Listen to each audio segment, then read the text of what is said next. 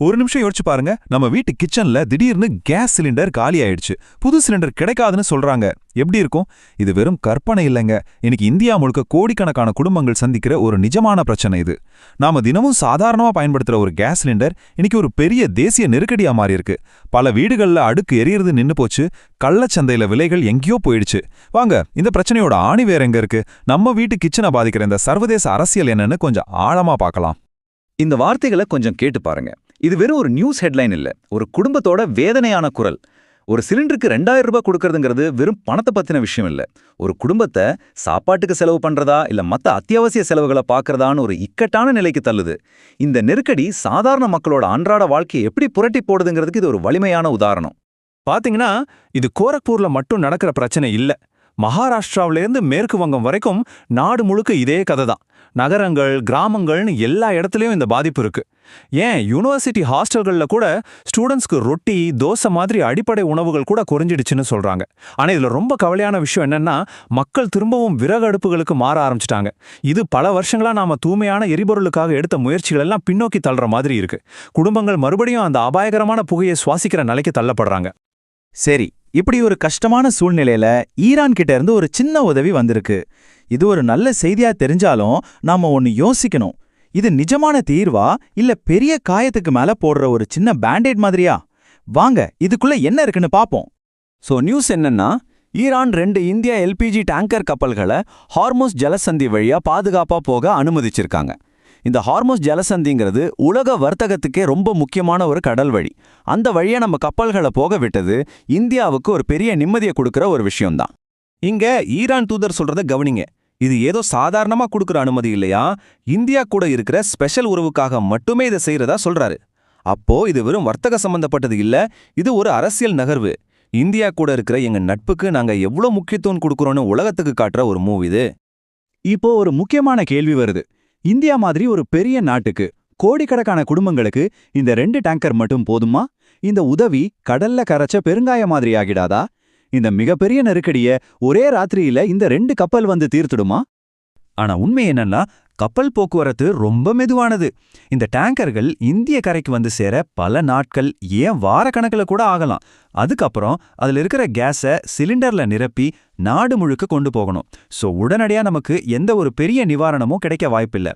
இந்த பெரிய பிரச்சனைக்கு ஒரு சின்ன தீர்வு போதாதுங்கிறத இது நமக்கு தெளிவா காட்டுது. சரி, அப்போ இந்த பிரச்சனைக்கு உண்மையான மூல காரணம் என்ன? அத புரிஞ்சிக்க நம்ம இப்போ கிச்சன்ல இருந்து நேரா வேர்ல்ட் மேப்புக்கு போக போறோம். பிரச்சனையோட மையப்புள்ளியான ஹார்முஸ் ஜலசந்திக்கு. ஏன் இந்த இடம் இவ்வளவு முக்கியம்? இங்கதான் பிரச்சனையா ஆரம்பிக்குது. அமெரிக்காவுக்கும் ஈரானுக்கும் மத்தியில பதட்டம் அதிகமானதால அந்த கடல் வழியா வர்ற கப்பல் போக்குவரத்து ரொம்ப ஆபத்தாயிடுச்சு. இதனால நமக்கு முக்கியமான சப்ளையரா இருந்த கத்தார்லேருந்து வர வேண்டிய கேஸ் மொத்தமா நின்னு போச்சு. பாருங்க, உலகத்தோட ஒரு மூலையில நடக்கிற சண்டை ஆயிரக்கணக்கான மைல் தூரத்துல இருக்கிற நம்மள நேரடியா பாதிக்குது. இந்த சூழ்நிலையில தான் ஈரான் வெளியுறவு அமைச்சர் ஒரு ட்வீட் போடுறாரு. அதுல இருக்கிற நையாண்டிய பாருங்க. ஒரு காலத்துல ரஷ்யா கிட்ட என்ன வாங்காதீங்கன்னு இந்தியாவுக்கு அழுத்தம் கொடுத்த அமெரிக்காவே இப்போ நிலைமை தலைகீழா மாறினதும் வேற வழி இல்லாம அதையே செய்ய சொல்லி கெஞ்சிற நிலைமைக்கு வந்துருச்சுன்னு அவர் சொல்றாரு. இது மாறி வர்ற உலக அரசியல நமக்கு அப்பட்டமா காட்டுது இல்லையா? அமெரிக்கா போட்ட கணக்கு எப்படி தப்பா போச்சுன்னு பாருங்க. அவங்க நினைச்சாங்க ஈரான் மேல தடை விதிச்சா அந்த நாடு சீக்கிரமே முடுங்கிடும்னு. ஆனா நடந்தது என்ன? ஒரு பெரிய பிராந்திய நெருக்கடி உருவாகிடுச்சு. எண்ணெய் விலை ஏறி ரஷ்யா மாதிரி நாடுகள் லாபம் பார்க்க ஆரம்பிச்சிட்டாங்க. முடிவுல யார் பாதிக்கப்பட்டது? அமெரிக்காவோட நட்பு நாடான நம்ம இந்தியா தான். இங்கதான் நமக்குள்ள ஒரு கேள்வி வரணும். வெளிநாட்டுல ஏதோ பிரச்சனை நடந்தா அதுக்கு நாமையே இவ்ளோ கஷ்டப்படணும்? இந்த மாதிரி நெருக்கடியை சமாளிக்க நம்மால ஏன் சமையல் எரிவாயுவை முன்னாடியே சேமிச்சு வைக்க முடியல? வாங்க, இதுக்கு பின்னாடி இருக்கிற சவால்களை பத்தி தெரிஞ்சுக்கலாம். இது ரொம்ப நியாயமான கேள்வி இல்லையா? நம்மகிட்ட போர் மாதிரி அவசர காலத்துக்காக பல மாசத்துக்கு தேவையான கச்சா எண்ணெய பூமிக்கடியில பெரிய குகைகள்ல சேமிச்சு வச்சிருக்கோம். இதுக்கு பேரு ஸ்ட்ராட்டஜிக் பெட்ரோலியம் ரிசர்வ். ஆனா அதை விட முக்கியமான சமையல் எரிவாயுக்கு ஏன் அப்படி ஒரு ஏற்பாடு நம்ம கிட்ட இல்ல? ஏன்னா ரெண்டையும் சேமிக்கிறதுல மலையளவு வித்தியாசம் இருக்கு. கச்சா எண்ணெயை சேமிக்கிறது சாதாரணமா தண்ணியை ஒரு டேங்க்ல ஊத்தி வைக்கிற மாதிரி. ஆனா எல்பிஜியை சேமிக்கிறது ஒரு பயங்கர சக்தியுள்ள பூதத்தை ஒரு சின்ன பாட்டிலுக்குள்ள அடைச்சு வைக்கிற மாதிரி.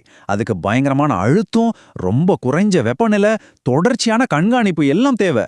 இது டெக்னாலஜி ரீதியாகவும் சரி, பண ரீதியாகவும் சரி ரொம்ப ரொம்ப சவாலான ஒரு விஷயம்.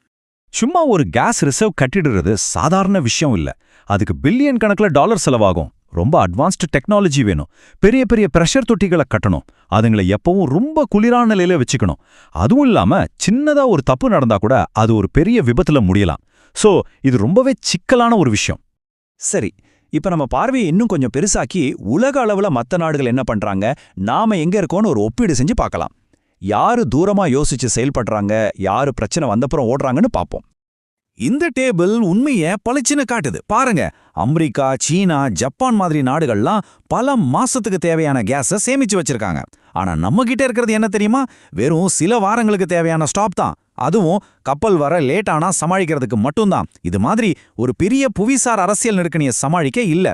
இது நம்பர்ஸை பத்தின விஷயம் மட்டும் இல்ல, நீண்ட கால பாதுகாப்புக்கு நாம எந்த அளவுக்கு முக்கியத்துவம் கொடுக்கறோம்னு காட்டுது. இந்த பிரச்சனை இந்தியாவை மட்டும் பாதிக்கல. நம்ம பக்கத்து நாடுகளான பாகிஸ்தான், பங்களாதேஷ் கூட எரிபொருள் தட்டுப்பாட்டால ரொம்ப கஷ்டப்படுறாங்க. இது மொத்த தெற்காசிய பிராந்தியமே எரிசக்தி பாதுகாப்புல எவ்வளவு பலவீனமா இருக்குன்னு காட்டுது. ஆனா இதுல சீனா மட்டும் விதிவிலக்கு. அவங்க இந்த நெருக்கடியில பெருசா பாதிக்கப்படல. இது ஒட்டுமொத்த பிராந்தியத்துக்கே ஒரு எச்சரிக்கை மணி. சீனா எப்படி இந்த புயல்ல இருந்து தப்பிச்சாங்க? ஒரே வார்த்தையில சொல்லணும்னா தொலைநோக்கு பார்வை. வருங்காலத்துல இப்படி ஒரு பிரச்சனை வரும்னு பல வருஷத்துக்கு முன்னாடியே கணிச்சு அதுக்கேத்த மாதிரி அவங்க ரெடி ஆயிட்டாங்க.